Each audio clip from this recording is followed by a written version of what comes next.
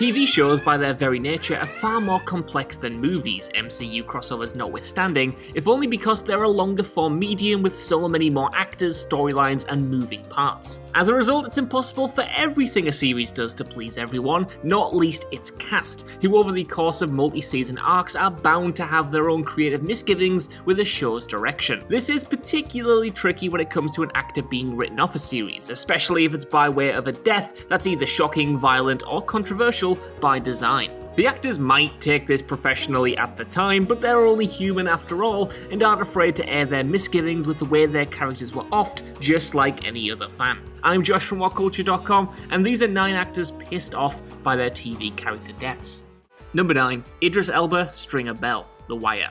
Of the many deaths throughout HBO's masterful crime series The Wire, one of the most crushing was that of Idris Elba's Stringer Bell. Thanks to Elba's terrific performance and the character's uncommonly nuanced portrayal, Stringer quickly became a fan favourite. However, his tenure came to an abrupt end when he was assassinated in the penultimate Season 3 episode Middle Ground. Elba himself admitted that he was totally shocked and disappointed by the character's death, saying, quote, "When I first read the script, I was like, what? No, this isn't supposed to happen. I was deeply disappointed. It was a surprise, a complete surprise," end quote. Series creator David Simon later confirmed that he decided to kill off Stringer 2 years prior and opted not to deviate from the plan no matter how much viewers loved the character. As bitterly disappointed as the actor was though, he at least seems to appreciate the thematic function his character's demise served, saying, quote, "One of the themes of the show is that raw, unencumbered capitalism is not good for anyone. You may get a short run, you may get a long run, but the drug trade is the only thing that's eternal,"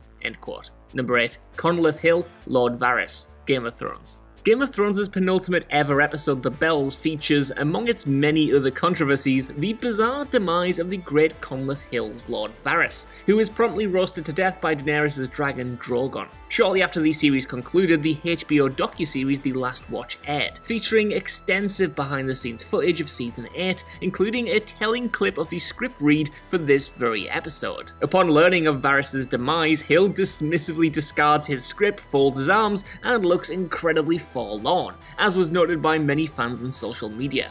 In an interview with EW, Hill added some context for his feelings on the scene, saying, quote, "I took it very personally. I took it as a person, not as an actor or an artist. I understand the reactions of previous actors who had been in the same position a lot more than I did at the time. You can't help feeling that you failed in some way, that you haven't lived up to some expectation that you didn't know about. I don't think anybody who hasn't been through it can identify with it. They think, what's all the fuss about? You're finishing anyway, but you take it personally, you can't help it," end quote. To make matters even more brutal for Hill though, it took an entire 7 months to get his death scene filmed due to the inclement weather continually delaying the shoot. Number 7. Vincent Ward, Oscar, The Walking Dead.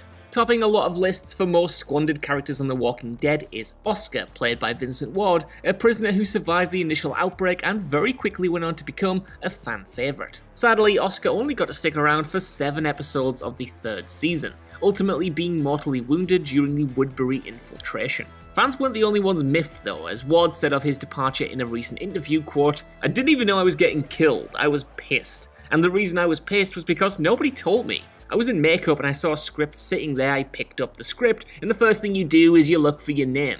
I got all the way to the end and it said, Oscar dies. I was like, what? And I grabbed the script and I just threw it down." To their defense, when you sign your contract, they kinda tell you how many episodes you're going to do, but in my mind I'm like, okay, they've got me hanging around with the main people now, I might be around a little longer. No, it didn't happen, end quote. Number 6, Stephen Amell, Oliver Queen, Arrow.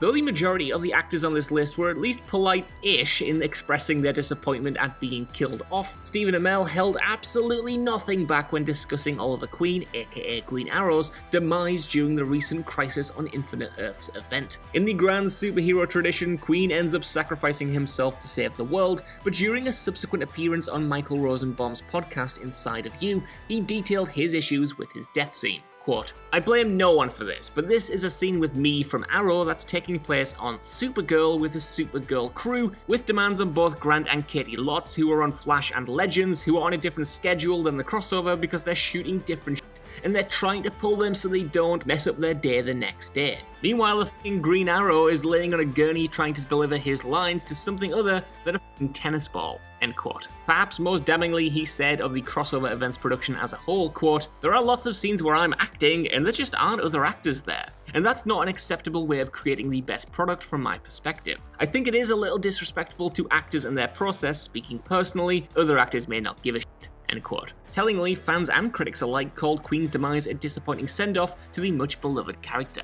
Number 5. Jeffrey Nordling, Larry Moss, 24. Jeffrey Nordling appeared in most episodes of 24's 7th season as FBI stuffed shirt Larry Moss, a character who in the series' typical tradition went from being a dull bureaucrat highly suspicious of Jack Bauer to one who supported him and predictably paid the mortal price for it. Moss gets suffocated to death by Jack's pal-turned-foe Tony near the end of the season, a fact that Nordling himself was disappointed with. Yet the actor wasn't merely miffed at losing a lucrative TV gig, but the moral messaging behind the decision to kill him. He said, quote, "My only problem with it is that you kill off the two characters that are the moral compasses in the show, the other being Bill Buchanan, who died earlier in the season, the ones who are saying, no, you can't do this, there is someone there that stands for that, and Larry Moss stood for that. Every time Jack or Renee would say, we don't have a choice, he would say, yes, of course you have a choice. You obey the rule of the law, that's what your choice is. So to kill off those two characters, I find disappointing," end quote. To be honest, when he puts it like that, he isn't really wrong.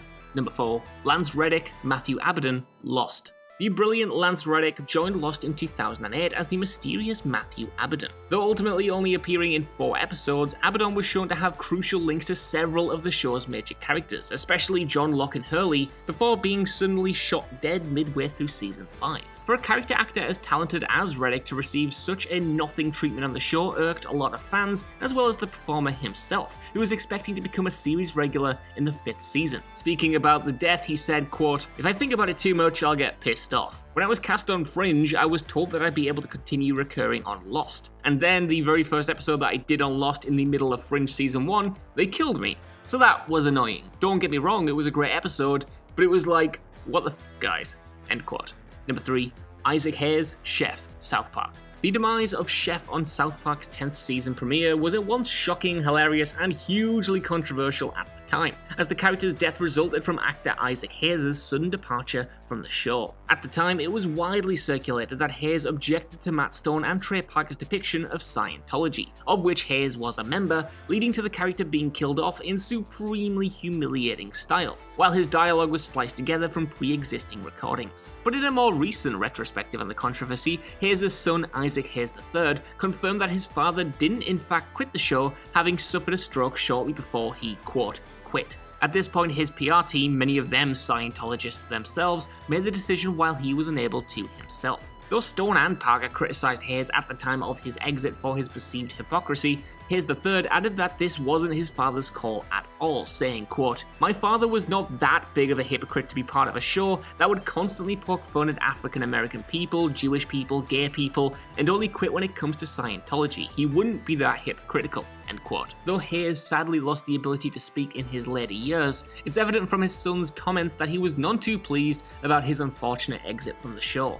Number 2. Lena Headey, Cersei Lannister, Game of Thrones. If Varys being visibly pissed off by his underwhelming demise wasn't bad enough, Lena Headey also held little back when discussing the death of her character, Cersei Lannister. Cersei is killed in the series' penultimate episode as well when the Red Keep collapses on her and her brother Jaime. Many fans were upset that Cersei, one of the series' most important and well-crafted characters, spent so much of the final season standing around doing very little, only to be killed without putting up any sort of fight. This was echoed by the actor herself, who said, quote, "I will say I wanted a better death. Obviously, you dream of your death. You could go in any way on that show. So I was kind of gutted. I wanted her to have some big piece of fight with somebody," end quote. Though clearly frustrated with Cersei's oddly flat ending, she was at least pragmatic enough to appreciate the enormous pressure the writers were under to wrap the series up, saying, quote, "I just think they couldn't have pleased everyone. No matter what they did, I think there was always going to be some big come down from the climb," end quote.